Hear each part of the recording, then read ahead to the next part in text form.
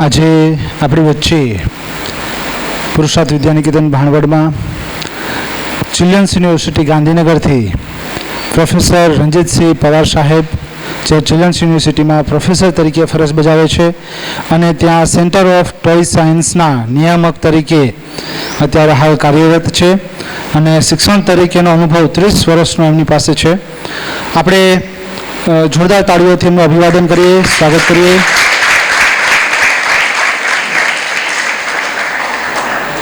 આપણે કોઈપણ કાર્યક્રમની શરૂઆત ઈશ્વરની સાક્ષીએ કરીએ છીએ ત્યારે આપણે 3 વખત ઓમકાર નાદથી આજનો આપણો જે કાર્યક્રમ છે એ શરૂ કરીશું. મારી સાથે ઓમકાર નાદમાં આપ સૌ જોડાશો. પ્રાણાયામ, એક સાથે ઓમકાર નાદ.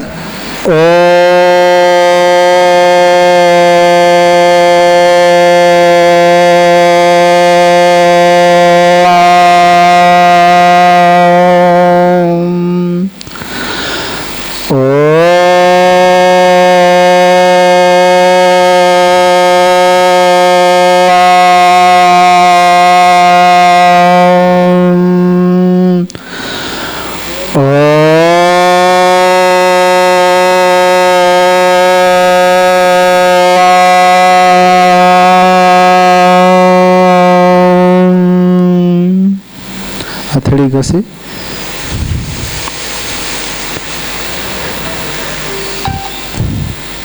ચાલો. તીર્થભાઈ ચાવડા તીર્થભાઈ છે, એમના હાથે આપણે પવાર સાહેબનું, પ્રોફેસર પવાર સાહેબ છે, એમને ખાદીના રૂમાલ અને પુસ્તકથી આપણે અભિવાદન થઈ રહ્યું છે. જોરદાર તાળીઓથી આપણે વધાવીશું.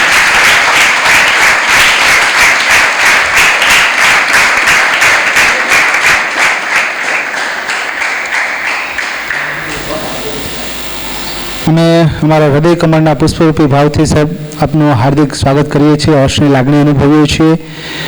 આજે તમારી સાથે પવાર સાહેબ ઇન્ટરેક્શન કરવાના છે એ પહેલાં હું ભીમસિંહભાઈને વિનંતી કરું કે આપની સમક્ષ થોડી વાતો રજૂ કરે અને પછી આપણે પવાર સાહેબને નિહાળીશું.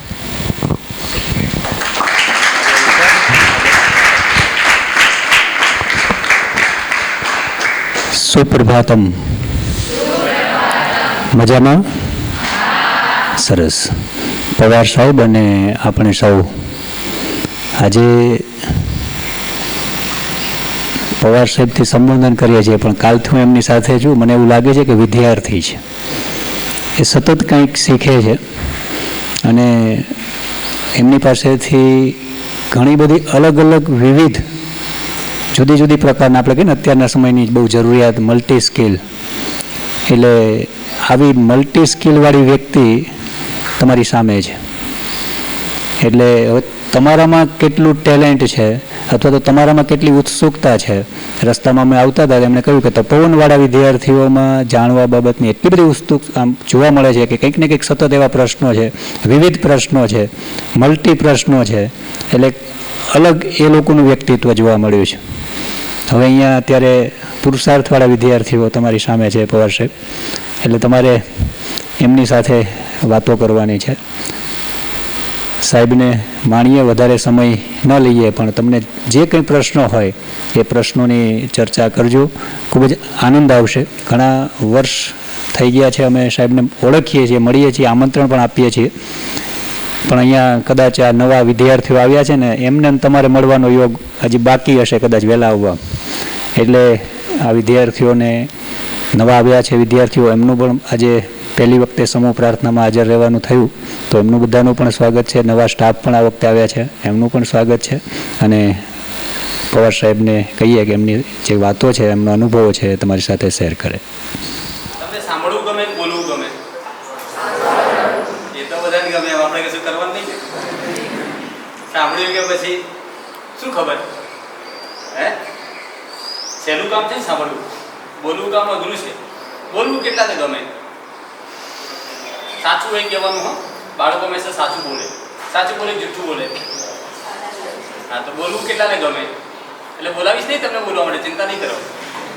એટલે ભવિષ્યમાં વક્તાઓ કોણ થઈ શકે ખબર પડે ને. ચલો એક રમત રમીએ. હે, આપણે હું તમને વાર્તા કહીશ. વાર્તામાં અલગ અલગ પ્રકારના પ્રાણીઓ આવતા હશે. જે પ્રાણી આવે ને એ પ્રાણીની એક્શન તમારે બધા સમૂહમાં કરવાની. બેઠા બેઠા કોઈએ એમના જેવું બૂમો પાડવાની પણ છૂટ, એમના જેવો અવાજ કાઢવાની છૂટ, કોઈ એમના જેવી એક્શન કરવાની છૂટ. તમે એક્ટિવ હોવા જોઈએ. હે કરશો ને? જો બહુ ડાયા બેસે ને વિદ્યાર્થીઓ, એવા વિદ્યાર્થીઓ મને નહીં ગમે. કદી બાળકો સીધા ડાયા બેસે જ નહીં. એટલે એવા બાળકો એટલે અનએક્ટિવ કહેવાય. બાળક કદી અનએક્ટિવ રહે, સતત એક્ટિવ રહે. એમનું શરીર એક્ટિવ ન રહે તો મગજ એક્ટિવ રહે. બરાબર ને? અને પછી કઈ ના રહે તો ખોટી ખોટી ચિંતાઓ પાડી જીવી જાય. હે ને? તો કરશો કે ડરશો? ચલો હવે આ એક્શનમાં આપણે ભાઈઓ અને બહેનોની કોમ્પિટિશન રાખીએ. નિર્ણાયક તરીકે બહેનોના ગ્રુપમાં નિર્ણાયક ભાઈઓ રહેશે, કોણ વધારે એક્ટિવ કરે છે, અને ભાઈઓ માટે બહેનો રહેશે. હા, એટલે જોઈએ હવે બરાબરનો મોરચો કોના માટે જામે છે. ધારો કે એમાં ચકલીનું નામ આવશે, તમે શું કરશો? ભાઈ આમાં ચકલો ચકલીની વાત નથી. ચકલી આવે તો બહેનો જ એક્શન કરે, ભાઈઓ કંઈ ન કરે એવું ના હોય. આપણે રમત રમીએ છીએ. શું કરશો ચકલીનું નામ આવશે તો? તમે ના આપણે જોઈએ આમ કેટલાક આ લોકો વિલ પાવર મજબૂત છે. શું કરશો ચકલી નામ આવે તો? ચકલી ચકલી જો કોણ પાવરફુલ છે, કોનામાં વધારે મજબૂતી છે મારે પેલા જોવી છે. પુરુષાર્થના બાળકો કેવા હોય? જોરદાર હોય, ડરી ડરીને જીવે એવા. એના માટે થોડી જીવે પ્રયત્ન કરે છે. સિંહ જેવો અવાજ હોવો જોઈએ. હે અને કેવું હોવું જોઈએ? સિંહ જેવું નિર્ણય શકે. 2 કદમ પાછળ ફરીને એકવાર તરાપ પડે સામે અડો પૂરો. અને કેવી તરાપ હોય? સીધું સિંહ ક્યાંથી પકડે? ખબર છે ક્યાંથી પકડે? અહીંથી સીધું. એટલે શિકાર આપણું પાકું. આપણે શિકાર કરવા નથી જવાનું, પણ મૂળ આપણું લક્ષ્ય જે છે ને એનું નાભી બિંદુ આપણને ખબર હોવી જોઈએ કે કયા પોઈન્ટ પર આપણે ફોકસ કરવાનું છે. એ ફોકસ કરવાનું. એના સિવાય બધે ક્યાંય જો સિંહ પ્રયત્ન કરે તો સિંહ પોતે મરી જાય. જોરદાર જંગલી ભેંસ હોય અને ભેંસના પૂંછડા પર કે પગ પર સિંહ વાર કરવા જાય, સિંહનું શું થાય? સિંહ પૂરો થઈ જાય. એટલે જીવન પણ એવું છે. જિંદગીનું ફોકસ નિશ્ચિત હોય. તમે એક્ઝેક્ટ એ જગ્યા પર તમારું ફોકસ કરીને તમે કામ કરો, તમે સફળ જાઓ. તો હવે બિલાડી આવે તો શું કરશો? વાંદરો આવે તો? ભાઈઓ ડરે છે. ભાઈઓ ડરપોક છે. વાંદરો આવે તો શું કરશો? કરો ને ભાઈ, કરો ને. શું કરશો?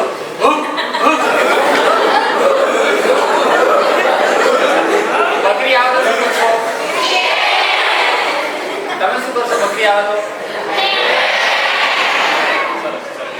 એક ખૂબ મોટું જંગલ હતું.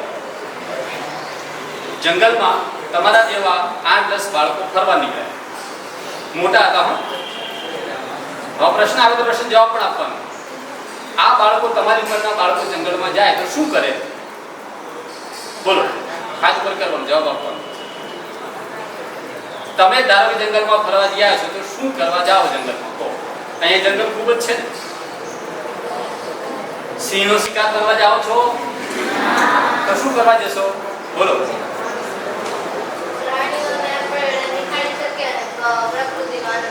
ચલો, બેનનું એક પ્રશ્ન જવાબ આપણે સ્વીકારીએ. પ્રાણીઓને નિહાળીને પ્રકૃતિનો આનંદ લેવાનો. ચલો, તમે બધામાંથી કોઈ જંગલમાં શું કરવા જાઓ? ભાઈ બોલવું તો પડશે હો, નહીં તો હું બેસી જાઉં. બોલો, શું કરો? કોઈ ભાઈઓમાંથી બોલો એક જણ. હરશો તો ખરા જ નહીં તો બરાબર. વિશેષ મેં શું કહ્યું? પહેલું શું તમને કહ્યું? બોલ. શું કરવા જંગલ આપણા માટે કંઈ કામના છે કે નહીં? આપણે સાચવવાના કે નહીં? તો શું કરવા જવાનું જંગલમાં? બોલો.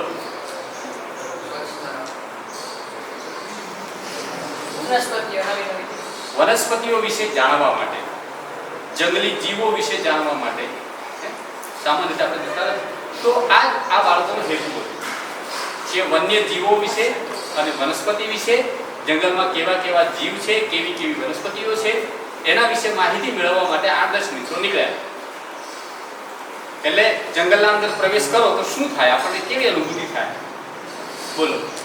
સૌથી પહેલું શું લાગે? ફિલિંગ્સ ગયા છો કોઈ દિવસ? શું લાગે એની અંદર?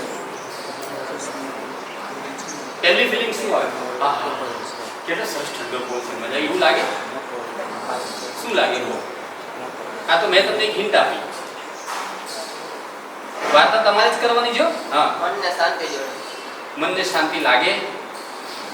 લાગે તો કોઈ જંગલમાં શાંતિ હોય, જંગલમાં યુદ્ધ ચાલતું હોય, શું થાય? વેરી ગુડ, બિલકુલ સાચો જવાબ આપ્યો. જંગલમાં જાઓ તો ડર જ લાગે, ક્યાંક કોઈ જાનવર આવીને આપણને ખાઈ જશે. બરાબર ને? જાનવર સિવાય કોઈ ડર હોય જંગલમાં? અને શહેરમાં ક્યાંક અંધારામાં ફરવા જાવ તો થોડો ડર લાગે. ભૂતનો ડર લાગે. જંગલમાં ભૂત ના હોય? હોય કે ના હોય? હા કે ના હોય? કેટલા લોકો કે હોય? જંગલમાં ભૂત હોય કેટલા લોકો માને છે કે જંગલમાં ભૂત નથી હોતું? હાય નહીં, ના નહીં. ચલો, ભૂત નહીં હોય એવું તમે લોકો માનતા હશો એટલે જવાબ નથી આપ્યો. હું માની લઉં ને કે ભૂત જ નથી હોતું, જંગલ હોય કે શહેર હોય. તો ભૂત ક્યાં છે? આપણે છીએ. ભૂત એટલે જે બની ગયેલું છે, થઈ ગયેલું છે ભૂત. તો આપણે થઈ ગયેલા છે કે ચાલુ છીએ? તો આપણે ભૂત છીએ કે નહીં? ચલો, તો જંગલમાં આપણને ડર લાગે, જંગલી જાનવરનો ડર લાગે, ક્યાંક સાપ બાપ આવે તો આપણને કરડી જવાનો ડર લાગે, ક્યાંક એવી જગ્યા ભરાઈ પડીએ, આપણે રસ્તો ભૂલી જઈએ એનો પણ ડર લાગે, અંદર ઘૂસી ગયા પછી પાછાનો રસ્તો જ ના જડે. તો આ 8-10 મિત્રો, 2-4 છોકરા છોકરીઓ બધા કે આજે જંગલમાં ફરવા જઈએ, મજા કરવા જઈએ, જે જંગલી જાનવરોને મળતા આવીએ, ક્યાંક એ ભૂખ્યા હોય તો એમની ઈચ્છા પૂરી કરતા આવીએ, એવા ઉદ્દેશથી બધા જંગલમાં નીકળ્યા. તમે જાઓ, તમારે એવું થયું હોય ખરો કે એમની ઈચ્છા પૂરી કરીએ, ભૂખ સંતુષ્ટ કરી આવીએ, સાથે કંઈ ખાવાનું લઈ જાય એમના માટે, પાણીપુરી વગેરે, દાબેલી વગેરે, તો આમ કહેવાનું લે ભાઈ ખાઈ લેતું, તો શું કરો? એટલે આપણને શિકાર બનાવે. પણ આ લોકો ગયા તો એક મોટું ઝાડ હતું, વડલાનું ઝાડ, જબરદસ્ત મોટું. વરસાદ પડે તો પણ ત્યાં ટીપું ના પડે. એ વડલાના ઝાડ પર ઘણા બધા વાંદરા. શું કરવાનું છે તમારે?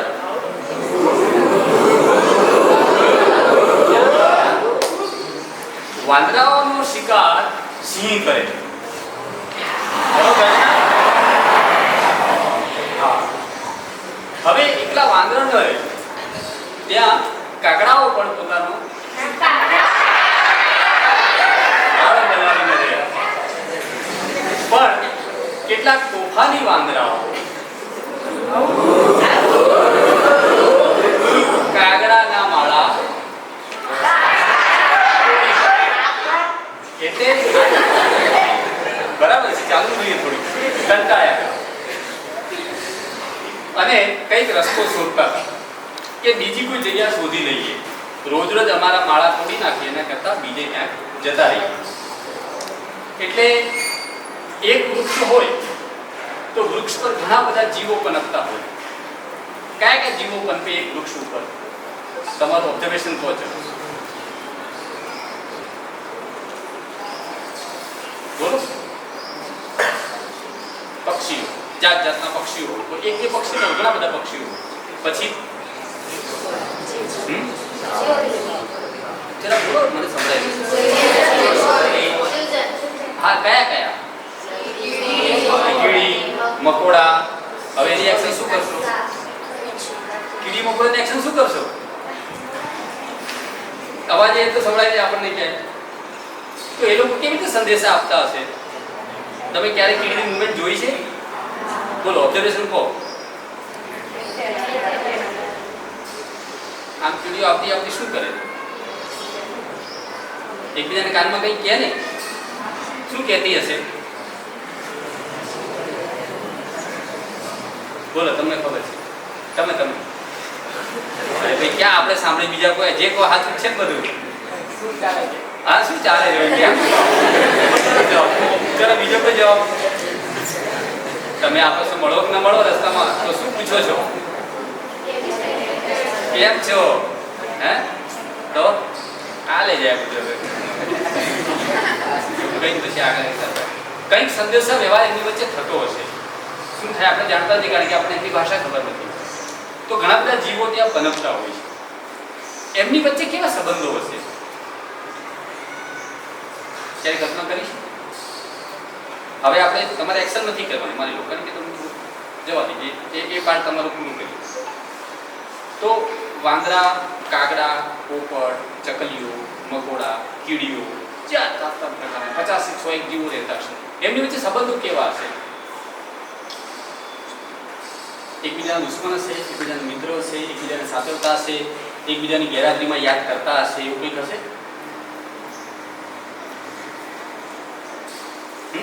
હા કે ના કહો, જે કેવું. તો આ લોકોએ ત્યાં વડલાના ઝાડ નીચે જ્યારે ઊભા રહ્યા મિત્રો જઈને, ત્યારે એમણે બધું જોયું કે આટલા બધા જીવો એક વૃક્ષના નીચે પનપે છે. પછી આગળ પણ ગયા, ઘણું બધું ફર્યા, પણ મૂળ એમને વનસ્પતિ જાણવી હતી અલગ અલગ પ્રકારની. તો એમને પોતાને કંઈ ખબર નહોતી કે કયા ઝાડને શું કહેવાય. તો કેવી રીતે જાણશે એ લોકો? શું કરશે જાણવા માટે? બોલો.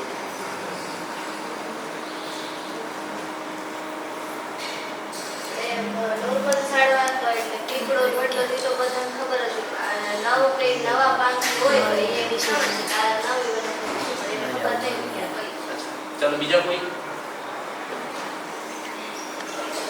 તમારામાંથી કોઈ છે જેને વનસ્પતિ સાથે પ્રેમ છે? કોઈ નથી. આ તમે લેવા દેવા નહીં. એટલે તમારા પ્રશ્નનો જવાબ નહીં આવે. તમને એક છે, આપણી આજુબાજુનો જે પરિવેશ છે, અહીંયા કેટલા બધા ઝાડ છે. તમને ખબર છે કોઈને નામ ઝાડના?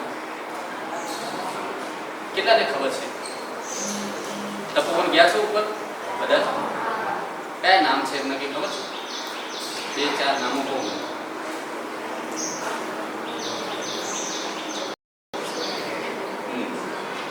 તમે બધા લોકોને મિત્રો વાર્તા કહેવાનું મારું કીધું હતું. તમારામાંથી થોડાક મારે રેસ્પોન્સ જોઈતા.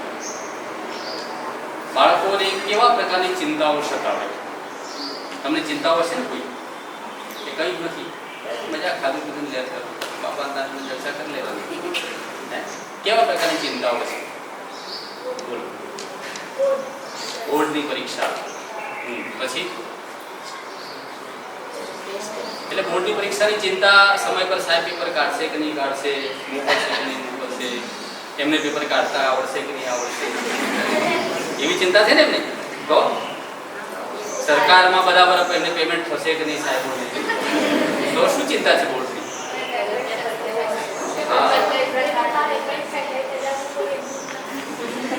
આપણે લખીએ છીએ સાચું આવડશે કે નહીં આવડશે, પાછું લખીએ માર્ક્સ મળશે કે નહીં મળશે, એવી ચિંતાઓ થાય ને. શું કરવા એવી ચિંતાઓ થાય? કારણ કે એ રિઝલ્ટ તમારા કેરિયર પર અસર કરે છે. બરાબર. ચલો, બીજી શું ચિંતાઓ થાય? પાછળથી બધા વિદ્યાર્થીઓ સાયલેન્ટ છે. શું ચિંતાઓ તમને સતાવે? અથવા તમને તમારા મિત્રને સતાવે? તમને તો કોઈ ચિંતા નથી, ચલો માની લઈએ. તમારી બહેનપણીને કોઈ સતાવે. શું ચિંતા હોય છે? તમારામાંથી કોઈનું ગોલ નક્કી છે કે મોટા થઈને શું બનવાના છે? કેટલા લોકો નક્કી છાતું પર કરે? નક્કી ન હોય તો કંઈ નહીં, પણ નક્કી હોય તો ખાલી કહો.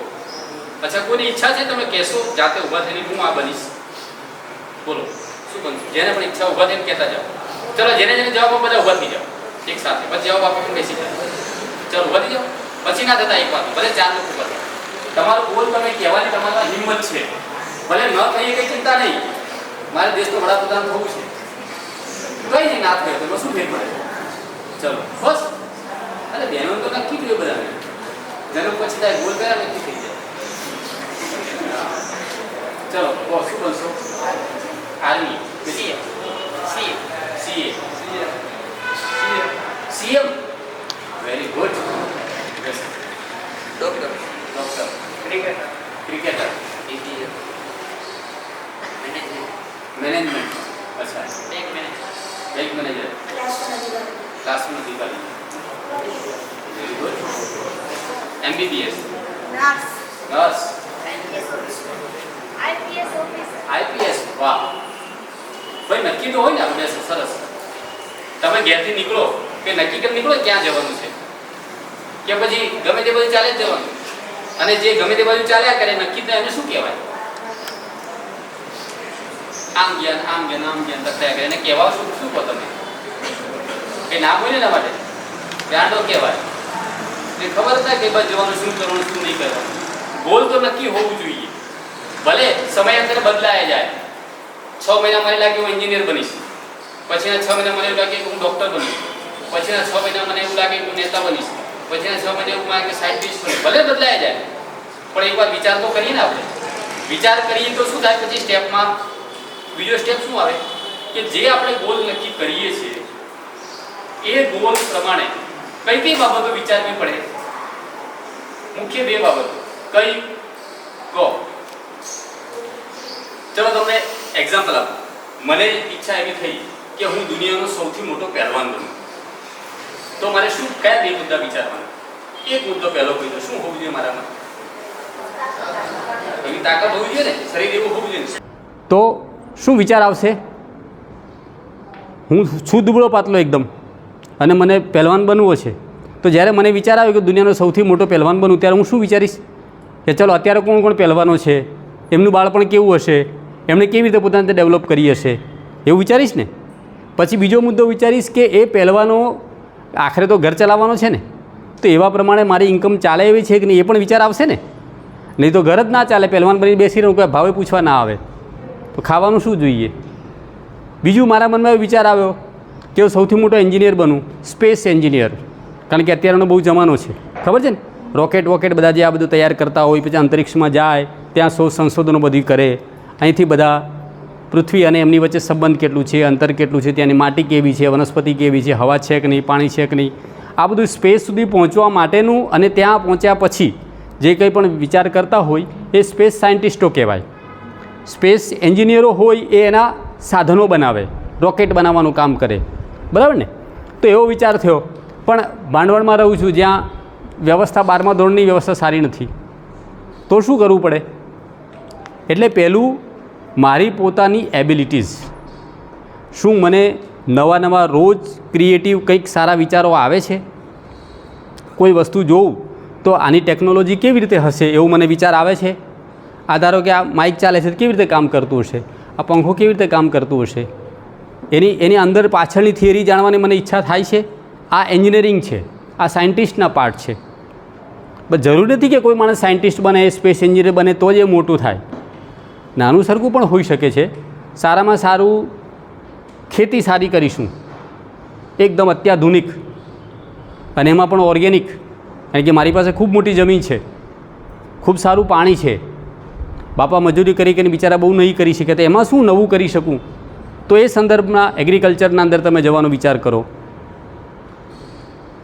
બિલ્ડિંગ કન્સ્ટ્રક્શન છે એના અંદર તમને કંઈક વિચાર આવતું હોય તો તમારા અંદર જે એબિલિટીઝ છે પહેલું પાસું જોવાનું આવે છે કે મારા અંદર શું એબિલિટીઝ છે મારી ક્ષમતાઓ શું છે એ ક્ષમતાઓનું હું કેટલી વિકસિત કરી શકું છું મારી દોડવાની ખૂબ કુશળતા છે હું ખૂબ દોડી શકું છું લાંબુ દોડી શકું છું મને અહીંથી કીધું હોય જામનગર સુધી જવાનું તો દોડતા પહોંચી જાઉં તો તમે શું બનશો સ્પોર્ટ્સમેન બનશો લોંગ રનિંગ તમારું ચોઈસ હશે પણ તમે ઓછું પણ ઝડપી દોડી શકો છો તો શોર્ટના અંદર તમે જશો બરાબર તમે ખૂબ સારું કૂદી શકો છો તો કઈ લાઈન પસંદ કરશો કૂદવાવાળીમાં જશો ને કે દોડવાવાળીમાં જશો તો એબિલિટીઝ તમારી જોવી પડે પહેલો મુદ્દો તમે લોકો ક્યારે તમારું એ ઓબ્ઝર્વેશન કરો છો તમારી કેવી એબિલિટીઝ છે કોઈએ કર્યો છે એવો પ્રયાસ કંઈક પોતાની ખૂબી શોધી કાઢવી ભગવાને દરેક વ્યક્તિમાં કંઈક એવી વિશિષ્ટ બાબત આપી છે કે દુનિયા કરતાં કંઈક જુદું છે તમારા દરેકના અંદર હશે કોઈક સારું વિચારી શકતો હશે કોઈક ક્રિએટિવ વિચાર કરતો હશે કોઈક નવું કંઈક ડેવલપ કરવાનો વિચાર હશે કોઈ વ્યવસ્થાઓ મેનેજમેન્ટ સારું કરી શકતો હશે મલ્ટીટાસ્કિંગ કામ એકસાથે કરી શકતું હશે કોઈની મેમરી બહુ સારી હશે ને અલગ અલગ પ્રકારની હશે ને તો તમારામાંથી કોઈ એવો પ્રયાસ કર્યો છે કેવી રીતે પ્રયાસ કરશો એ જાણવા માટેનું કહો હવે તમારું કામ શરૂ થાય છે તમારે તમારી એબિલિટીઝ જાણવી છે શું કરશો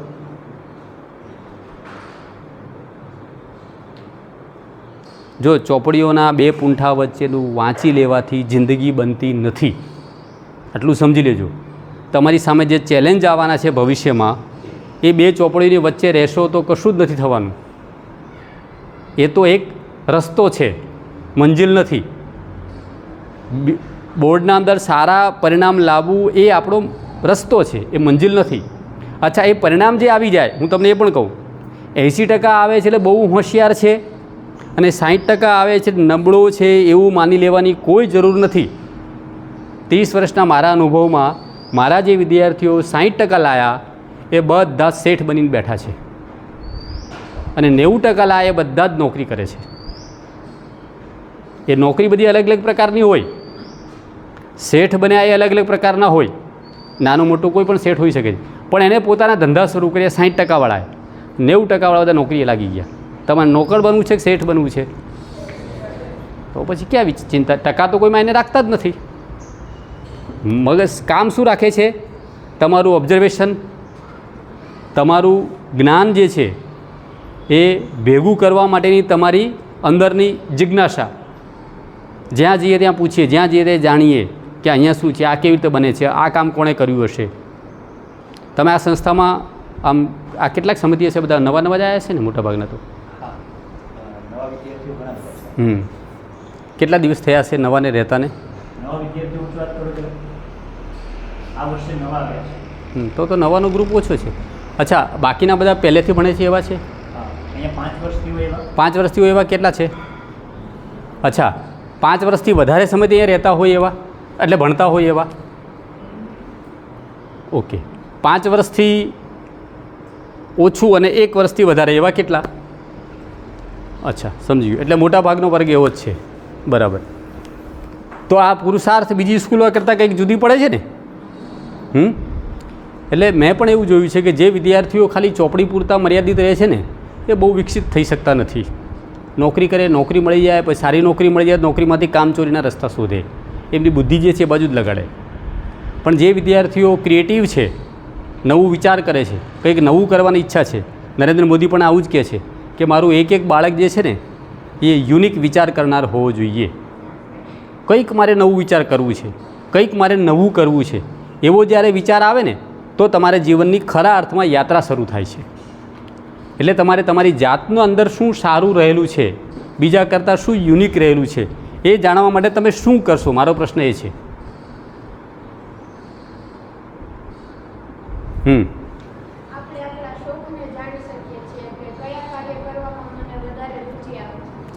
પહેલું તો ગમતું શોધો, તમને શું ગમે છે.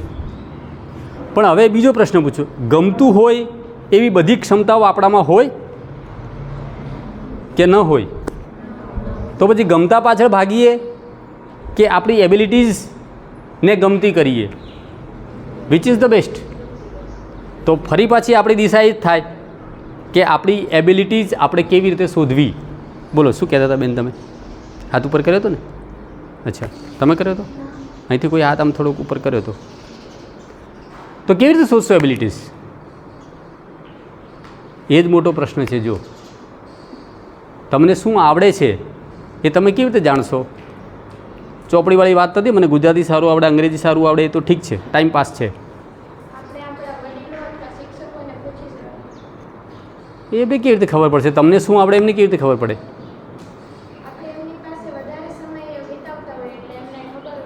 અચ્છા, ચાલો એક માધ્યમે માની લઈએ, પછી તમને શું આવડે કહો? એવો પ્રશ્ન થવું જોઈએ ને આપણા મનમાં કે મને શું આવડે છે.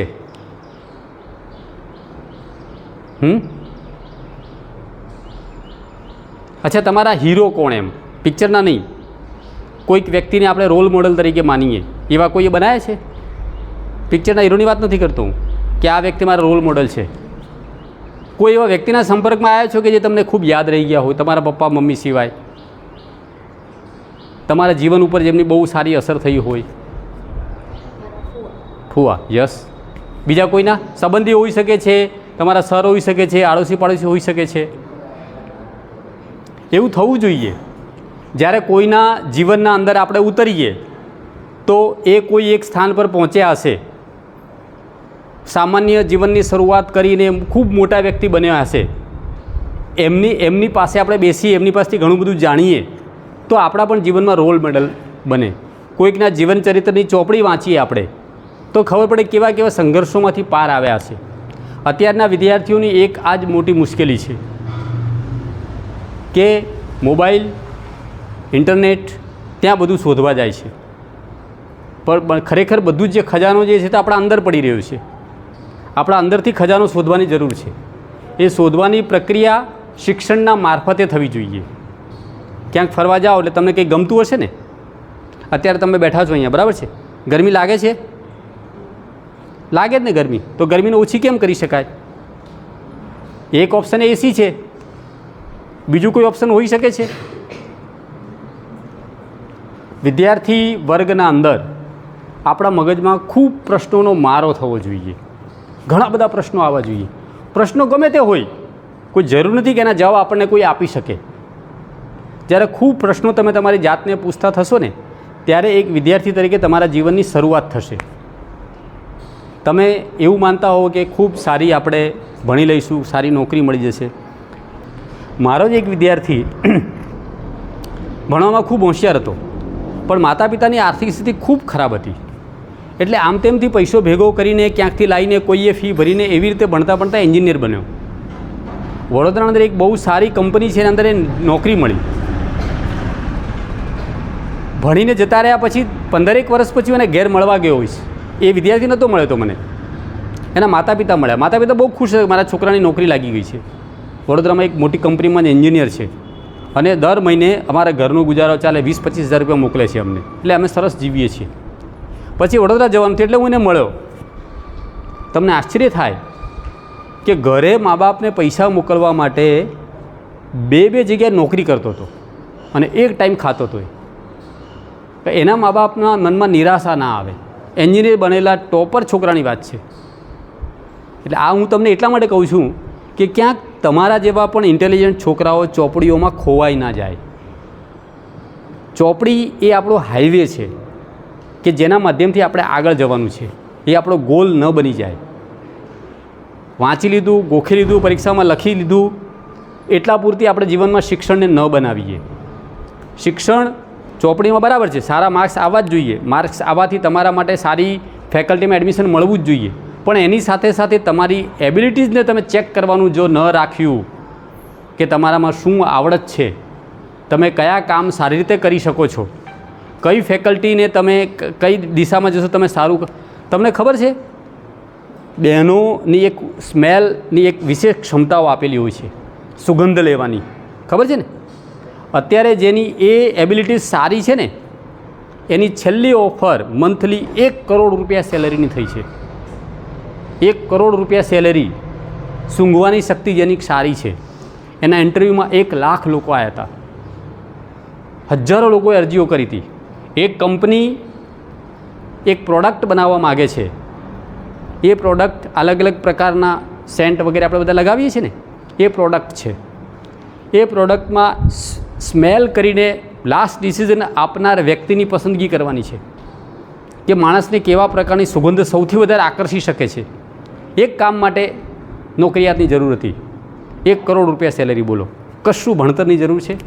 ગામડાની એકદમ સીધી સાદી છોકરી સિલેક્ટ થઈ ગઈ. ખાલી 12મું પાસ, 40-50%. કારણ કે સ્મેલની જબરદસ્ત, દૂરથી કોઈ પણ સ્મેલથી ઓળખી શકતી હતી એ. હવે હું તમને એક્ઝામ્પલ આપું.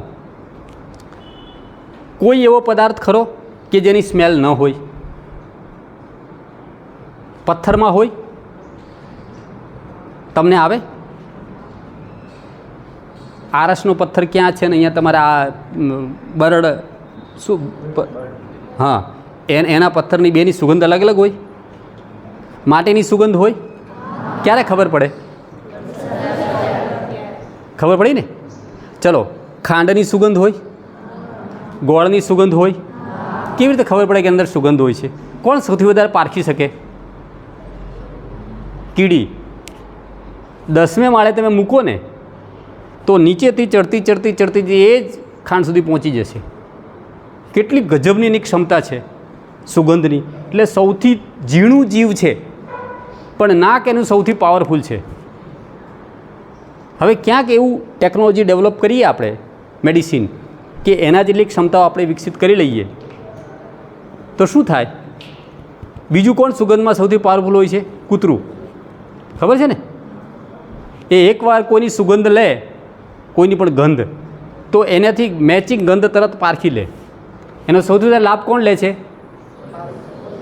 પોલીસ, બરાબર ને? એ પહેલાં કૂતરાઓને મોકલે. કોઈ પણ ગુનેગાર પકડવો હોય તો કૂતરાઓની સ્મેલ શક્તિના આધારે પરખી શકે. આ તો તમને વાત કરી પોતાની એબિલિટીઝ જાણી લેવાના કારણે. એક નવી અત્યારે ફેશન ડિઝાઇનિંગ, ઇન્ટિરિયર ડિઝાઇનિંગ, સૌંદર્ય બોધ જેના અંદર ખૂબ સારામાં સારું છે. એ સેન્સ હોય છે, બાય બર્થ સેન્સ હોય છે, ડેવલપ પણ કરી શકાય છે કે સુંદરતા કોને કહેવાય એને ખબર પડે છે. કઈ વસ્તુને કેવું ઘાટ આપવાથી એ સુંદર લાગે.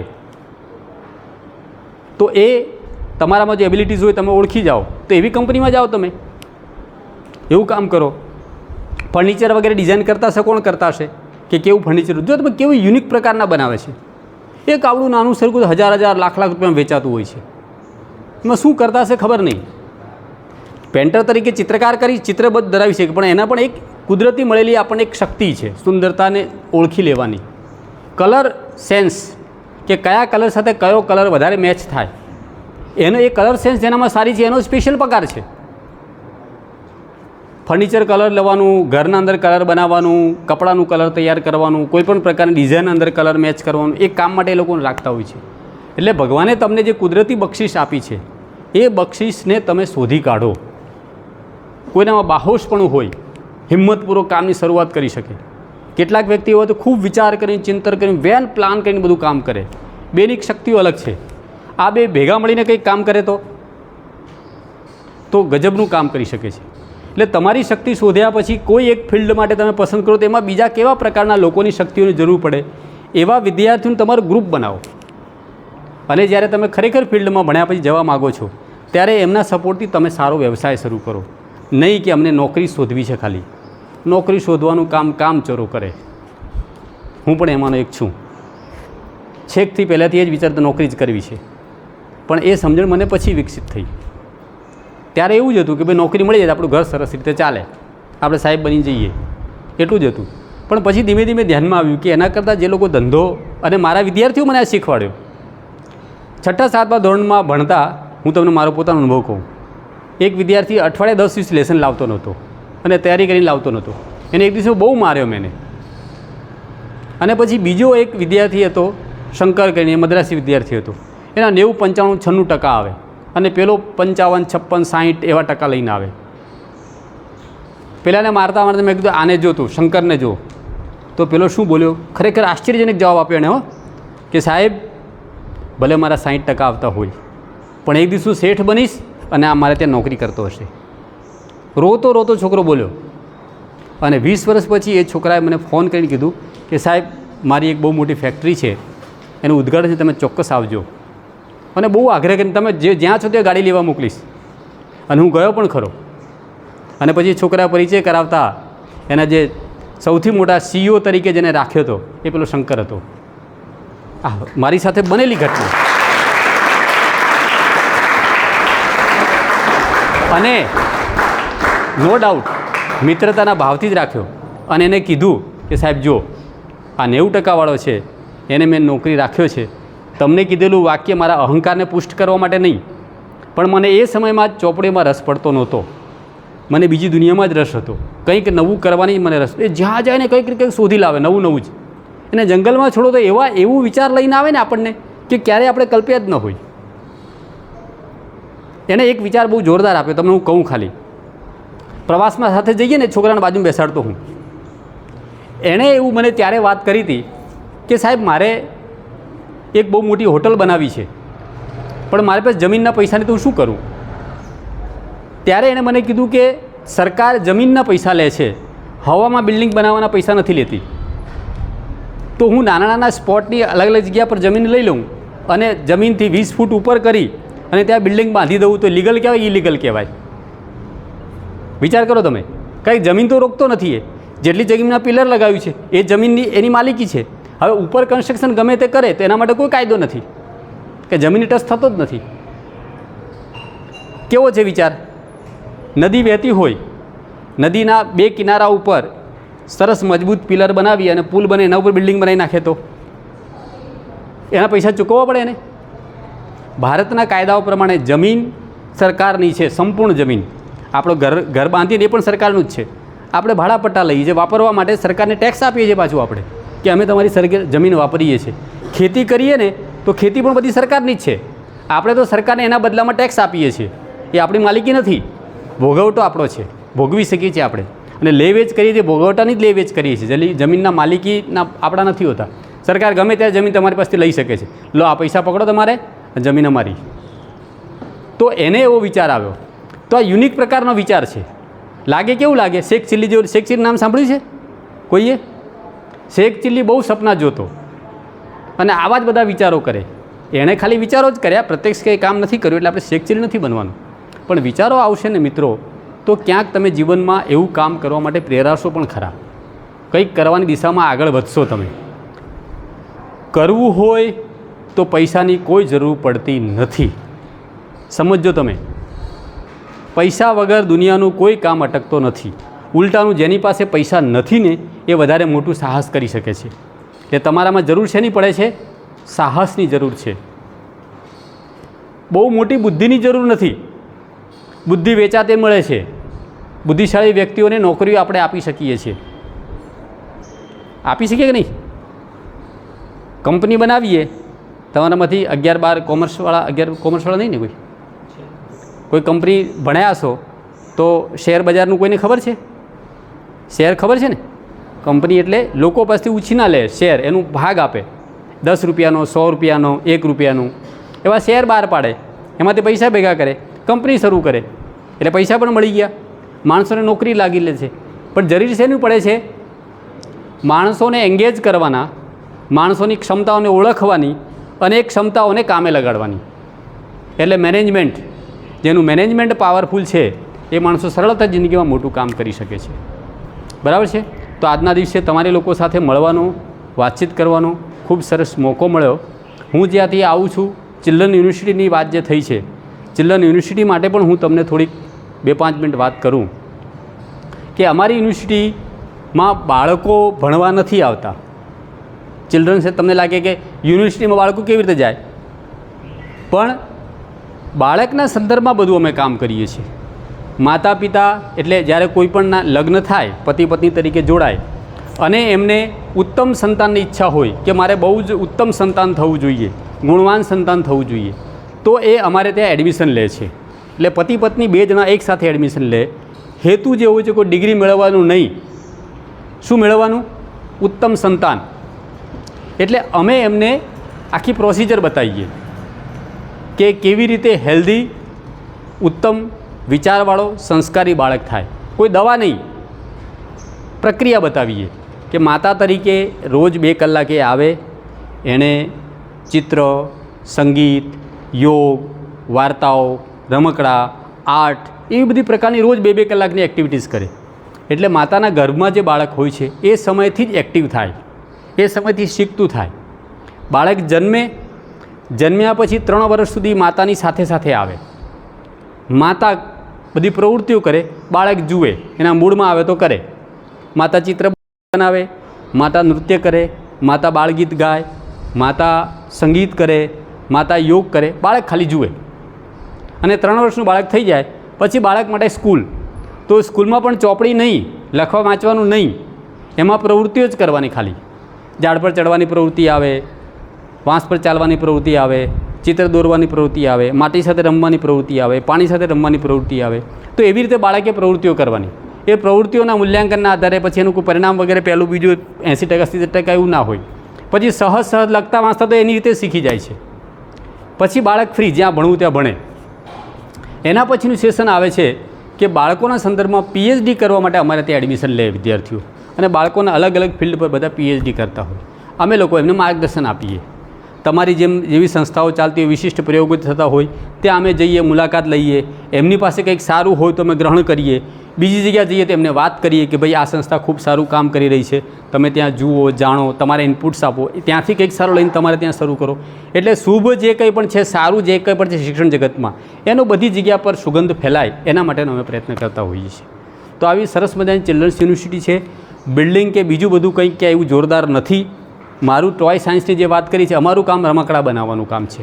બાળક માટે રમકડા બનાવીએ, માતા પિતા માટે રમકડા બનાવીએ, શિક્ષણમાં પાઠ્યક્રમમાં તમને જે કંઈ પણ અઘરું પડે છે એ રમકડા દ્વારા સહેલું કેમ બનાવી શકાય, જોયફુલ કેમ લર્નિંગ થઈ શકે, શિક્ષકો આનંદ કરતાં કરતાં કેમ મૂલ્યાંકન કરી શકે. અમે એવું પણ ઈચ્છીએ છીએ કે પરીક્ષા હોય જ નહીં. કેવું રહે? આ માની લે તો સરકાર મને કહે કે ચલો બીજું શું કરો, મેં કે બીજું બધું 100 રસ્તા શોધી કાઢશે પણ પરીક્ષા કાઢી નાખો. કોઈ બોર્ડ કોઈ પરીક્ષા જોઈએ જ નહીં, ચોપડી જ નહીં જોઈએ, અભ્યાસક્રમ જ નહીં જોઈએ. તો કેવી સ્કૂલમાં મજા આવે? ગમે કે નહીં તમને એવું? પછી મગજ ચાલતું થાય કે જ્યારે અભ્યાસક્રમ નથી, ચોપડી જ નથી, પરીક્ષા નથી તો શું કરવું? તો કેટલા બધા મગજ એકસાથે એપ્લાય થાય, કેટલું બધું નવું નવું આવે એની વચ્ચે, કેવું નવું નવું શોધી લાવે બધા. કોઈ પ્રવાસ કરવા જાય, કોઈ ખેતી કરવા જાય, કોઈ ખાડા ખોદવા જાય, કોઈ બિલ્ડિંગ ચણવા જાય. જિંદગીમાં તો એ જ કરવાનું છે. કોઈ જંગલમાં જાય. પછી બાળકોની શક્તિઓ અને શિક્ષકોની શક્તિઓ બધી કામે લાગે. પણ તમે નક્કી જ કહી દો કે અહીંયા આટલો સમય બેસવાનું જ છે અને બેઠા બેઠા આમ જ કર્યા કરવાનું, તો પછી એ જ કરશે ને. એટલે બાળક ક્લાસરૂમમાં બેસે, ખાલી સાંભળ્યા જ કરે, કશું બોલે જ નહીં, કશું પ્રવૃત્તિ જ ન કરે, એ શિક્ષણ પ્રક્રિયા યોગ્ય નથી. રજાના દિવસે પણ સ્કૂલ જવા માટે લડવું જોઈએ, રોવું જોઈએ, મારે તો સ્કૂલે જવું જ છે, ઘરે રહેવું જ નથી. જ્યારે એવું થાય ત્યારે ખરેખર સ્કૂલ મજેદાર સ્કૂલ કહેવાય. એવા બધા પ્રકારના નાના મોટા અમે કામો કરીએ છીએ. એટલે તમે કંઈક નવા રમકડા બનાવો તો સાહેબ દ્વારા મને તમારો વિડીયો મોકલાવજો. તમારા રમકડા અમે અમારી વેબસાઇટ પર મૂકીશું કે આ બાળકે આ રમકડું બનાવ્યું છે. રોકેટ કોઈએ બનાવ્યું હશે ને, રોકેટ ચંદ્ર પર પહોંચે તો એનો વિચાર ક્યારે આવ્યો હશે? કોઈ તમારા જેવા તોફાની બાળકે આમ કહીને આમ કાગળ ફટ કરતું ઉડાડ્યું હશે. પછી એને ખબર પડે છે કે ઓહ, પાછળથી કોઈ આવો ધક્કો મારી તો વસ્તુ ઉપર જાય. તો આ ધક્કો વધારેમાં વધારે પાવરફુલ કેમ બને? તો એન્જિન બનાવ્યું, લાંબો સમય સુધી ટકી રહેવા માટેનું એન્જિન બનાવ્યું. એમ કરતાં કરતાં રોકેટ ત્યાં પહોંચી ગયા. કોઈએ કાગળ પત્તું ઉડતું જોયું હશે, પછી પોતે પણ ઉડાવ્યું હશે, પછી એને વિમાનની કલ્પના મગજમાં આવી હશે. કોઈએ પાણીની અંદર કંઈક તરતું જોયું હશે, લાકડું તરતું જોયું હશે, બીજું કંઈ તરતું જોયું હશે, પછી એને હોડી બનાવવાની ઈચ્છા થઈ, પછી મોટા મોટા સ્ટીમર બન્યા. એટલે તમારા જેવા બાળકો નાની ઉંમરમાં ઓબ્ઝર્વેશન કર્યું, ઓબ્ઝર્વેશન પાછળ પોતાની શક્તિઓ લગાડી અને સાયન્સના નવા નવા આવિષ્કારો કર્યા. એટલે તમારે બનવું હોય તો સાયન્ટિસ્ટ બનવું પડે. સાયન્ટિસ્ટ એટલે સોશિયલ સાયન્ટિસ્ટ પણ હોય. આ સાહેબ છે સોશિયલ સાયન્ટિસ્ટ છે. કેવી રીતે? સમાજની સમસ્યાઓ છે એ સમસ્યાઓના ઉકેલ માટે રિસર્ચ કરે છે. એમના રિસર્ચ માટેના માધ્યમો શું? તો તમે બધા માધ્યમો છો કે ભવિષ્યમાં તમે સમાજનું કોઈક નવી દિશા આપી શકો એવા વિચારો તમારા અંદર ઇનપુટ કરવામાં આવે. નહીં કે 10મા 12મા સારું રિઝલ્ટ લઈ લીધું, એ સરસ નોકરી મળી ગઈ, લગ્ન કરી લીધા, પછી બાળકો તો હવે કોઈની ઈચ્છા જ નથી હોતી. પણ એકાદ ડઝન બાળકો હોવા જોઈએ ઘરના અંદર. બધા લડે ઝઘડે મજા કરે, ક્રિકેટની ટીમ બને, રમવો તો કોઈને બોલાવવા ના પડે, સાથે જતા રહે, પિકનિક જવું તો કોઈ લાવવા ના પડે અને બધા સાથે રહે મસ્તીથી. તો એવા પ્રકારનું જીવન જીવવાનો કોઈ મતલબ નથી. કંઈક નવું કરીએ સોસાયટી માટે, સમાજ માટે, રાષ્ટ્ર માટે. બરાબર છે? ઓકે, તમારે કંઈ પૂછવું છે? ચલો, સરસ. બેનનો પ્રશ્ન સારો છે. જીવન જે છે ને, દરેક ક્ષણે પરીક્ષાઓ છે, દરેક ક્ષણે પરીક્ષા છે અને એ પરીક્ષાઓમાં ક્યારેય કોઈ નપાસ થતું જ નથી.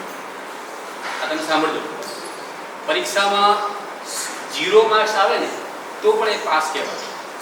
આપણે બીજો સાહેબને પૂછતા નહીં આવડે, એમને પૂછતા આવડવું જોઈએ મને શું આવડે છે. ખ્યાલ આવ્યો? પરીક્ષામાં આપણે આપણી જાતને હરીફૂલ બનાવવાના, કારણ કે એને જે પૂછવું હોય એ જ મને આવડે જરૂરી છે. મારી દીકરી અત્યારે 12મું કર્યા પછી નર્સિંગમાં ભણે છે. એ હંમેશા પરીક્ષા પૂછીને આવે ને પછી એને પૂછે બેટા પરીક્ષા કેવી રહી? હા, સાહેબ બરાબર હતા, થોડું ઘણું એમને આવડ્યું પૂછતા. જવાબ શું આવે છે સમજો, એટલે જવાબ બહુ ટેલેન્ટ જવાબ છે અને એને પોતાની જાતને સેટ બહુ સારી કરી. સાહેબને થોડું ઘણું કંઈક પૂછતા આવડ્યું અને મને લાગ્યું કે આમ થોડું જવાબ આપીએ તો સાહેબને સંતોષ થઈ જાય. એવું નથી ભણવામાં નબળી છે, પણ એક લાઈટ એનું પરિણામ આપણી એબિલિટીનું માપદંડ નથી. તમારી જાતને ચડતી ઉતરતી સાથે સરખાવવાની નહીં. તમે કેપેબલ જ છો, તમે યુનિક છો, તમારામાં સ્પેશિયલ એબિલિટીઝ છે, એ શોધી શકતા નથી. એમાં આપણો શું વાંક છે? સમજ્યા?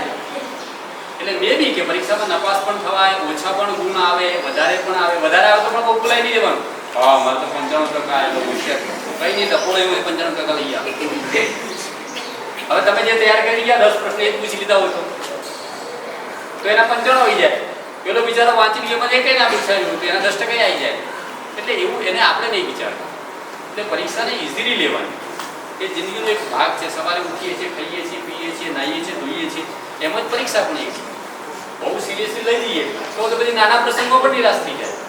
અમદાવાદ જવાનું બસ ના મળી તો પણ ઢીલા થઈને થઈ જાય. આ બસ મળી જ નહીં, મારી સાથે કાયમી આવું જ થાય, બસ જતી જ રહે છે, આજ વહેલી જતી રહી, આમ કંઈ દુઃખી થઈ જાય.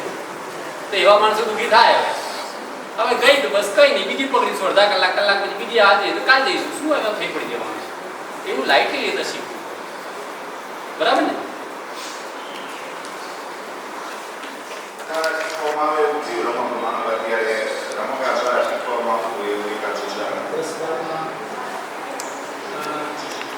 દસમા બારમાના હિસાબે તો આખી લેવલ અમે ડેવલપ કરી છે, એણે કરીને શીખવાનું છે.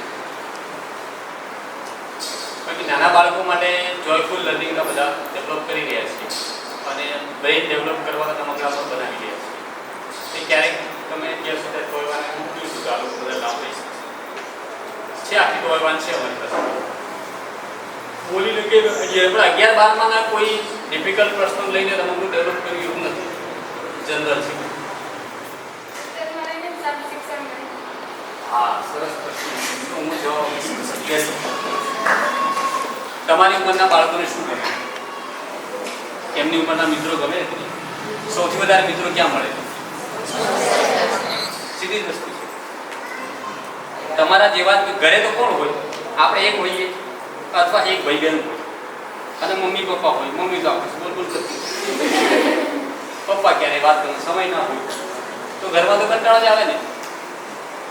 હોસ્ટેલમાં હોઈએ તો દરેક સમય આપણે મિત્રોની વચ્ચે હોઈએ. કેટલાક દોસ્તો હોય, કેટલાક દુશ્મનો પણ થઈ જાય. રોજ બને દુશ્મની, થોડીક વાર માટે ઝઘડો થાય, બરાબર પૂછે તે થોડી વાર સાથે જમવા બેસી જઈએ, પાછી દોસ્તી થઈ જાય. એ પણ લર્નિંગ છે. ઝઘડો થાય થોડી વાર માટે, પછી પાછા સાથે ભળી જવું. તો આ ઉંમર એવી છે કે હું મારી વ્યક્તિગત રીતે વાત કરું છું કે 9મા ધોરણથી દરેક બાળકને હોસ્ટેલમાં જ ભણવાનું કર્યું. ઘરે રાખો ને તો બાળક બગડે જ છે. આ ઢીલો થઈ જાય, કંઈ જ નહીં, આખો દાડો બેસી રહે, બધું મમ્મી પપ્પા તૈયાર આપી દે. હોસ્ટેલમાં જઈને જાતે બધું કામ કરતા થાય. હોસ્ટેલમાં રહેવાની મજા આવે, કારણ કે મેં હોસ્ટેલમાં શિક્ષક તરીકે, હોસ્ટેલના ગૃહપતિ તરીકે મેં કામ કર્યું 4 વર્ષ સુધી. અને પછી ડે સ્કૂલ 15 વર્ષ સુધી સંભાળી છે, જ્યાં સવારે છોકરાઓ સાંજે ઘેર જતા. અને જે હોસ્ટેલમાં છોકરાઓ રહ્યા ને એ જ આજે મને યાદ કરે છે. અત્યારે મળવા આવે છે. અહીંયા તમારે અહીંયા લઈ આવીશું એ લોકો મળવા. જે લોકો પ્રાથમિકમાં મારી પાસે હોસ્ટેલમાં ભણ્યા હોય એ લોકો સ્કૂલ શોધે છે કે અમે જેવી સ્કૂલમાં ભણ્યા એવી સ્કૂલ અમને મળી જાય તો સારું. મજા હોસ્ટેલમાં, હા, મજા કરતા આવડવી જોઈએ. એ આપણા સ્વભાવ પર જાય. દરેકના સ્વભાવ જુદા જુદા હોય ને એમાં જ મજા લેવાની. એક સરખા સ્વભાવના ભેગા થાય તો કદી મજા આવે જ નહીં. બધા રોતડા ભેગા થાય તો શું થાય? નાની વાતે રો કરે તો મજા આવે? એક રોતું ત્યારે બીજું હસનાર જ જોઈએ તો જ મજા આવે. પેલો રોએ જાય, ઝઘડા કરીને મારે જાય કે તું હસ કરી અને પણ એટલી જ મજા છે. એક ઝઘડાનું બધું બીજો શાંત હોય, એક મારનાર બીજો માર ખાનારો હોય. મારનારો પણ સારું, માર ખાનારો પણ સારું છે. બે હામાં મારામારી થાય તો ઉપજ થાય પાછી. એટલે આવી સ્વભાવની ભિન્નતા હોય ને એ ભિન્નતાને સહન કરવાની, ચલાવી લેવાની એ જે ટેવ પડે છે ને હોસ્ટેલમાં ટેવ પડે છે. એના કારણે તમારી જિંદગી તમે સારી જીવી શકો છો, ગૃહસ્થ તરીકે પણ જીવી શકો છો. અને તમે કામ ધંધો કરો, નોકરી વ્યવસાય કરો તો પણ સાથે ટીમને તમે કામ લેવાની અથવા ટીમ સાથે કામ કરવાની પણ તમારી એબિલિટી મળે. એટલે હોસ્ટેલ ઇઝ ધ બેસ્ટ. પણ મા બાપને ભૂલવાનું નથી. અને આટલો સમય રહ્યા એટલે મા બાપને કંઈ ભૂલતા તો નથી ક્યારેય. એક દિવસે પણ માએ જન્મ આપીને જેની મા સંસાર છોડી જતી રહી હોય તો પણ એને મા તો આજીવન યાદ રહે જ છે. એટલે તો કોઈ ભૂલવાની મેટર નથી. એટલે એન્જોય, જે હોસ્ટેલમાં રહો છો ખૂબ એન્જોય કરો તમારા સમય, ખૂબ મહેનત કરો અને ખૂબ એકબીજા સાથે સહકારથી જીવતા શીખો. બરાબર છે?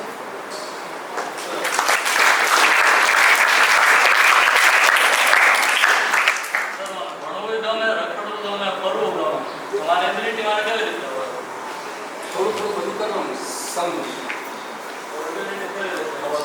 જો ગમે ને એ આપણી એબિલિટી નથી. મને જાતનું ખાવાનું ગમે છે તો મારી એબિલિટી થઈ ગઈ. બનાવતા આવડે તો મારી એબિલિટી થઈ. એટલે હવે આ 3 વસ્તુ તમને ગમે છે, એમાંથી તમારી એબિલિટી ફરવું ગમે ને એ કોઈ એબિલિટી નથી, બરાબર? ભણવું ગમે એ કોઈ એબિલિટી નથી. તમે સમજો, એબિલિટી કોઈ કામ સાથે જોડાયેલી છે. શું કામ તમે સારી રીતે કરી શકો છો, ઝડપથી કરી શકો, એ તમારી એબિલિટી છે. ત્યાં ત્રણેયમાં તમે ઓબ્ઝર્વેશન કરી તમારી એબિલિટી શોધી કાઢો. ડાયરી બનાવવાની, તો જ તમે તમારા સારા લક્ષણો કે જેના કારણે તમે જીવનમાં સફળ થઈ શકો એ ડાયરી કરવાની. એ જે ઓબ્ઝર્વેશન એમાંથી પાવરફુલ હોય અને આખી જે સંસાર ચાલે, આખી જે સિસ્ટમ ચાલે છે, સિસ્ટમમાં તમે ક્યાં તમારી એબિલિટીને ફિટ કરીને સિસ્ટમને વધારે રોલ આઉટ કરી શકો છો, તો તમે એટલા સક્સેસફુલ. જીવનમાં પોઝિટિવિટી કેવી રીતે કેળવવાની? એનો કોઈ માધ્યમ નથી બેટા. પોઝિટિવિટી તો હોય જ ને જીવનમાં. તમારે કરશું નેગેટિવિટી. આપણા મનમાં જેવા વિચાર કરીએ એવા ભાવ જાગે. શું કરવા? નેગેટિવ વિચાર જ નહીં કરવાના. કારણ કે ભગવાને આપણે પોઝિટિવ માટે સૌથી મોટું માધ્યમ ભગવાન છે. જે કંઈ કરે છે ભગવાન કરે છે અને આપણા માટે હંમેશા સારું જ કરે છે. ભગવાન, આપણે ભગવાનના બાળકો હોઈએ, માતા પિતા કદી પોતાના બાળકો માટે ખરાબ વિચાર, તો ભગવાન આપણા માટે કદી ખરાબ કરતો જ નથી. હા, થોડોક સમય આપણી માટે પરિસ્થિતિઓ એવી આવે કે આપણે ન ગમતા કામો કરવા પડે તો એ કરવાના ખુશ, કે એના પછી કંઈક એવું ક્ષમતાઓ વિકસિત કરવા માટેના એક મારા એક મિત્ર છે, તમે વાત, એના 5-6 વર્ષની ઉંમરે એક અકસ્માતમાં મમ્મી પપ્પા બે ગુજરી ગયા. એ મારો મિત્ર છે, એટલે અત્યારે ખૂબ સારો બિઝનેસમેન છે. એટલે એ એવું કહે છે કે ભગવાને મારો કેટલો મોટો મારા પર ઉપકાર કર્યો કે 5-6 વર્ષની ઉંમરે મારા મા બાપ છીનવી લીધા. એટલે મને ત્યાંથી ખબર પડી ગઈ કે આ સંસારમાં કેવી રીતે જીવવાનું.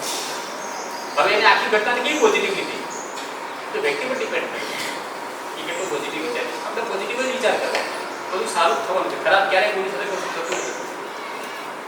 જેથી આત્મપૂર્ણ કર્યું પાછળ ગૌતમ અદાણી છે તેને સ્કૂલ ટ્રીપ પરથી એને વધારે આઈડિયા આવ્યા અને મુન્દ્રા પોર્ટ એવી રીતે બિઝનેસ શરૂ કર્યો. તો એવું હોય કે આપણે વધારે જાણીએ અને વધારે સમજીએ તો આપણે ક્રિએટિવ આઈડિયા વધારે. હા, બરાબર છે. તો એમાં આપણે કેવી રીતે આપણને ખબર પડે કે વધારે જાણો, વધારે સમજવાનું. જ્યાં જાઓ તમે ત્યાં તમે ઓબ્ઝર્વેશન કરો, લોકોની પૂછતા ખાઓ, આ કામ કેવી રીતે કર્યું, કોણે કર્યું, એ જ આપણી જીવનની દિશા છે. પ્રશ્નો પૂછતા થવા જોઈએ. મેં તમને કહ્યું આજે હું આવ્યો છું, પણ ધારો કે 2-4 મહિના પછી ફરી પાછું બેસવાનું થાય તો તમારા તરફથી 1000 પ્રશ્નોની જડીઓ થવી જોઈએ. ક્લાસરૂમમાં શિક્ષકો પણ બેઠા છે તો તમે શરૂઆત પ્રશ્ન કૌશલ્યથી જ કરો. બીએડમાં આવે છે ને, હંમેશા પ્રશ્નો વિદ્યાર્થીને પૂછવા, કારણ કે એનાથી તમારી દુનિયાની ખબર પડે છે કે તમે કઈ દુનિયામાં છો, તમને કયા પ્રશ્નો. એટલે આપણે દુઃખી કરીએની વાત નથી, પ્રશ્ન ના થાય. હું તમને એવા પ્રશ્ન પૂછું, ચલો તમે થાળી જોઈ છે ને, એ ગોળ હોય છે ને, શું કરવા ગોળ હોય છે? રોટલી ગોળ શું કરવા? બોલો, આવો પ્રશ્ન ક્યારે થયો? કોઈની પાસે જવાબ છે? રોટલી ગોળ શું કરવા, થાળી ગોળ શું કરવા, લોટો હોય, ગ્લાસ હોય તો ઉપરનો શેપ ગોળ શા માટે? બોલો, ડોલ હોય તો ગોળ આકાર હોય છે, ઉપર સિન્ટેક્સની ટાંકી મૂકીએ તો ગોળ હોય છે. એટલે એનું ભલે ગોળ લંબગોળ હોઈ શકે છે, પણ એવું કેમ? થાળી ચોરસ કેમ નહીં? હવે થોડી પ્લાસ્ટિકની આવી છે, પણ બેને વાપરશો તો બેનો તફાવત ખબર. વાટકી હોય તો વાટકી ગોળ હોય છે. અત્યારે આ સિઝનમાં રસ મજાનો આવે છે, રસ લેવા માટે વાટકી ગોળ હોય. શું કરવા ગોળ હોય? કોઈને મગજ ના આવી છે ગોળ બનાવી દીધી, ચોરસ શું નથી બનાવી? બેનો પાસે જવાબ હોઈ શકે. કારણ જેવું નથી, સિદ્ધાંત છે એની પાછળ. તમે પ્રશ્ન એવો પૂછશો તો જવાબ તમને મળશે. ચલો હવે બીજો પ્રશ્ન તમે બધા જોજો. રોટલી ફૂલાય છે ને, રોટલી શેકાય એટલે ફૂલાય છે ને, શું કરવા ફૂલાય છે? હાથ ઉપર કરો એટલે જવાબ સ્પષ્ટ ખબર પડે. ભાઈઓમાંથી કોઈને ખબર છે? તમે લોકો રોટલી ખાઓ છો ને, અમે મમ્મી બનાવે છે, રોટલી ફૂલાય છે ને, દડાની પૂરી ફૂલાય છે ને, શું કરવા ફૂલાય છે? બોલો, ભાઈઓમાંથી કોઈ જવાબ ખબર હોય તો કહો. હશે જવાબ, તમે ડરો નહીં, કોને ભાઈ રોટલી બનાવો છો? કોઈને આવડે છે? આમ ધીમે ધીમે હાથ ઉપર કરો. આવડવી જોઈએ, સારું કહેવાય. મને આવડે છે બધું બનાવવું. બોલો હવે બહેનોમાંથી કોઈ જવાબ છે? એક જ જવાબ. ના હોય આવું. તમારામાં રોટલી બધા બનાવતા આવડે છે? રોટલી ફૂલાય છે તમારી? ફૂલાતી જ નહીં હોય તો શું? તમારી ક્યારે ફૂલાતી જ નથી, ગોળ ક્યારે થતી જ નથી, કેટલા પૂર્ણા તે ખબર નથી.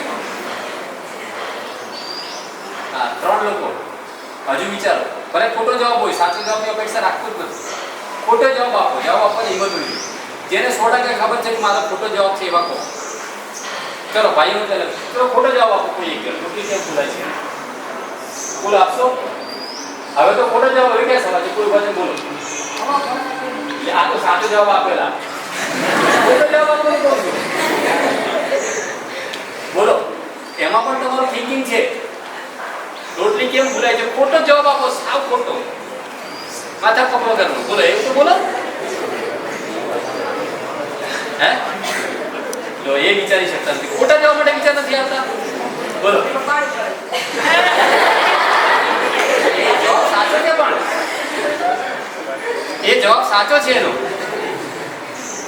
એમાં પાણી રહેલું હોય છે. સાચો છે ખોટો? અરે ભાઈ, ખોટો જવાબ આપવાનું કહું છું, તમે સાચો જવાબ આપો. બોલો, આવ ખોટો જવાબ આપો. આવ ખોટો. કેવો હોઈ શકે ખોટો જવાબ? ચલો, એમાં કીડી મકોડાના દર હોય છે. આવ ખોટો જવાબ છે ને? એવા ખોટા જવાબ આપો. ચલો, મને જે કે લોકો બોલો એ મને ઈચ્છા છે. અરે યાર, તમે ગજબ કરો. ખોટો જવાબ આપો. તાળી પાડો ના.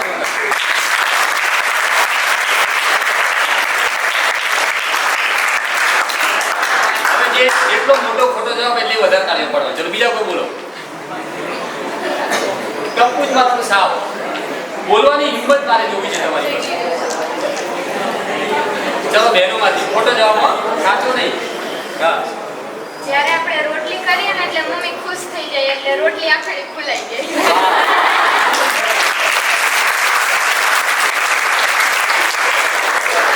આપણી રોટલી એટલે મમ્મી ફૂલાય એટલે દીકરી કામ કરતી એટલે મમ્મી ફૂલાઈ જાય છે. આજે રહસ્ય મને ખબર પડી. બહુ સરસ. ચલો, બીજો કોઈ ખોટો જવાબ આપો. બોલો. જો ખોટા જવાબ માટે કેટલું વિચારવું પડે છે ને? હવે સાચો જવાબ આપજો. સાચો જવાબ માટે 3-4 લોકો હાથ ઉપર કર્યા હતા ને? હા, બોલો. હે? આ ખોટો જવાબ. હવે કોઈ બીજા કોઈ? હા, લોટ પાણીને લોટ વડે રોટલી બાંધીને પછી રોટલી બનાવીએ એટલે બાસ્કેટ પર પાણી તે રોટલી શેકવાની બાસ્કેટ પર થાય વરાળ રૂપે હવા નીકળે. યસ. લોટ બાંધે એટલે પાણીથી બાંધે ને, પછી જે વળે એટલે પાણીનું અવશેષ તો રહેલું હોય, એ ગરમ થાય એટલે પાણી વરાળ બને, એટલે જગ્યા વધારે રોકે. સાયન્સ છે ને અંદર. પાણી વરાળ બને નીકળવાનો પ્રયત્ન કરે ને, પછી ક્યાંક કે નવા નીકળી જાય, જોયું ને, પછી પાછું બેસી જાય.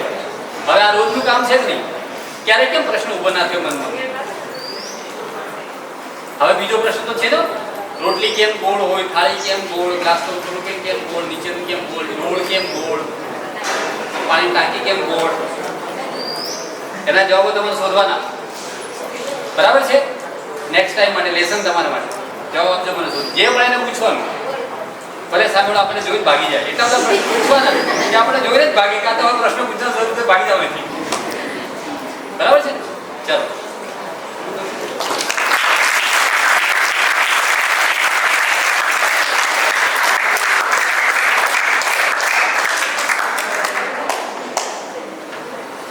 ખૂબ સરસ બધી વાતો કરી કે પ્રકૃતિમાં જાય તો પ્રકૃતિને કેવી રીતે નિહાળે, કેવી રીતે નિહાળવી, શા માટે જાય છે, ધ્યેય સાથે જવું, ગોલ સાથે જવું, દરેક ક્ષેત્રે તમે દરેક બાબતોમાં ઓબ્ઝર્વેશન કરવું, એ ઘણી બધી બાબતો કરી. તમને બોલવા માટે ઘણા બધા પ્રયત્ન કર્યા, છેલ્લે અહીંયા ખોટા જવાબો એક્સેપ્ટ કરવા માટે તૈયાર હતા, તમે બોલવા માટે તૈયાર હોવા જોઈએ.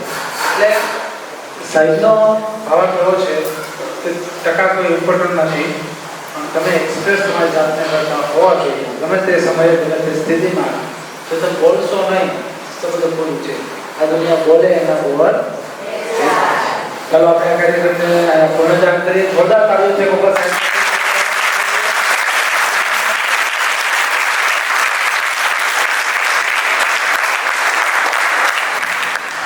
Good afternoon. આજે પવાર સરે આપણને ઘણું જાણવા જેવું નોલેજ આપેલું અને ઘણા બોલતા કરેલા અને જે આપણને આપણા મગજને જે પ્રશ્ન ઉદ્ભવે છે તે સીધો પ્રશ્ન પૂછી લેવાનો, ખોટા જવાબ પણ સ્વીકાર્યા અને આપણને આજે ઘણું જાણવા મળ્યું. તો થેન્ક યુ.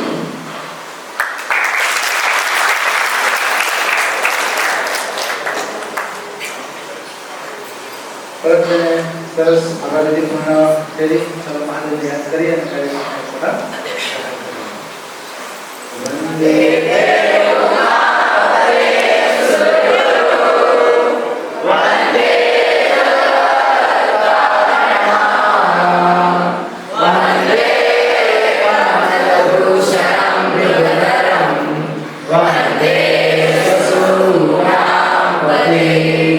One day